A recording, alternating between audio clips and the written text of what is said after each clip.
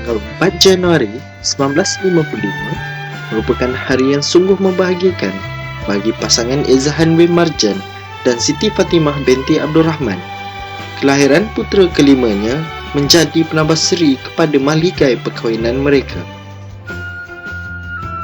Maskuri nama diberi, lahirnya sangat dinanti-nanti. Lahirmu penuh berseri-seri, cahaya mata anugerah ilahi, moga menjadi penyejuk hati.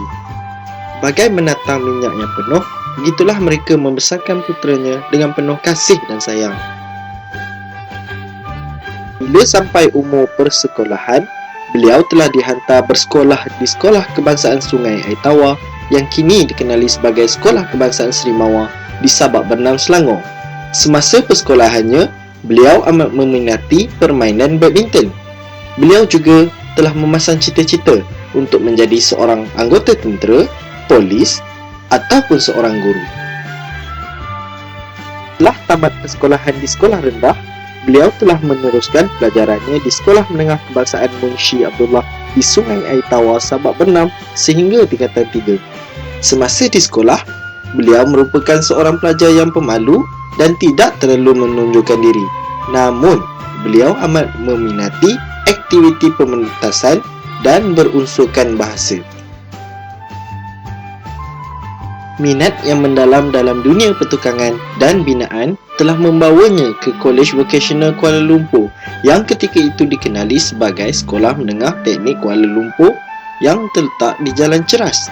Setelah menamatkan persekolahannya di sekolah ini, beliau pernah bekerja sebagai junior technician di Perbadanan Kemajuan Negeri Selangor.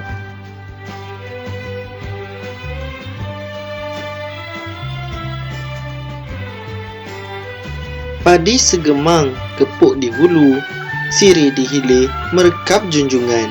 Kepalang hidup, menuntut ilmu, pasir sebutir, jadikan intan. Pada tahun 1977, beliau berjaya melanjutkan pelajaran di Maktab Perguruan Teknik Kuala Lumpur yang terletak berhampiran dengan sekolah lamanya selama 2 tahun. Beliau mengikuti kursus bidang kerja kayu dan elektrik dalam pengkhususan seni perusahaan.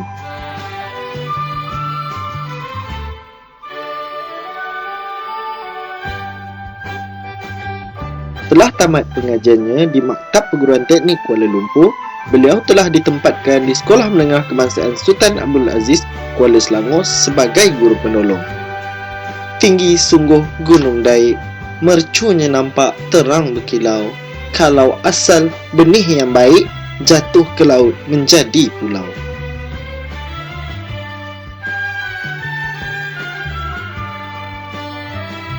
Rasa kecintaan terhadap ilmu dan kerinduan pada kampung halaman, Encik Maskuri telah memohon untuk bertukar ke Sekolah Menengah Kebangsaan Munshi Abdullah, Sungai Aitawa, Selangor. Ibarat sirih pulang ke ganggang, ibarat ikan pulang ke lubuk, kelananya lama di tempat orang, di kampung halaman hati terceruk.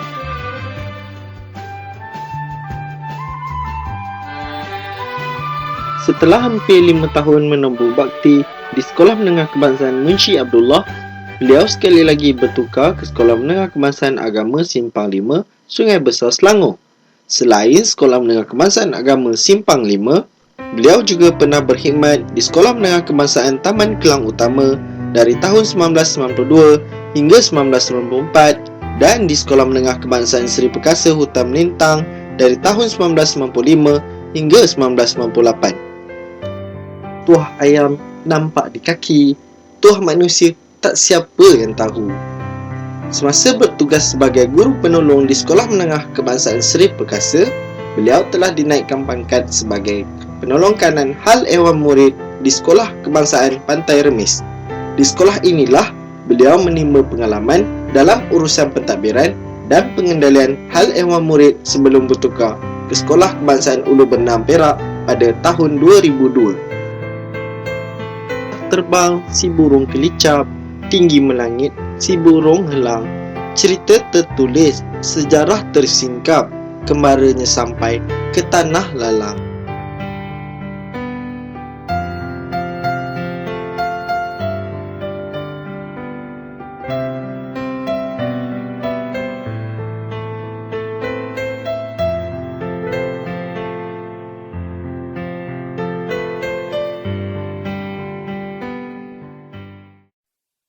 kilaunya emas, sisik si kelah.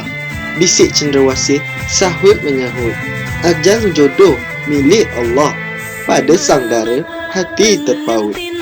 Tarikh 30 November 1987 merupakan tarikh bahagia bagi Encik Maskuri. Beliau telah diijab kabulkan dengan pilihan hatinya Salasiah binti Surat yang merupakan staf kantin di Sekolah Menengah Kebangsaan Agama Simpang 5. Hasil perkongsian hidup, mereka telah dikurniakan 3 orang cahaya mata. Izzati Farhana, anak sulung, kini melanjutkan pelajaran ke Universiti Islam Antarabangsa dalam bidang seni landscape. Anak kedua Muhammad Ehsan pula masih menuntut di Kolej Vocasional Manjung di tingkatan 5, dan anak bongsu beliau Ibtisam Fatimah pula bersekolah di Sekolah Agama Menengah Muhammadiyah Batu 1 Sabak Bernam.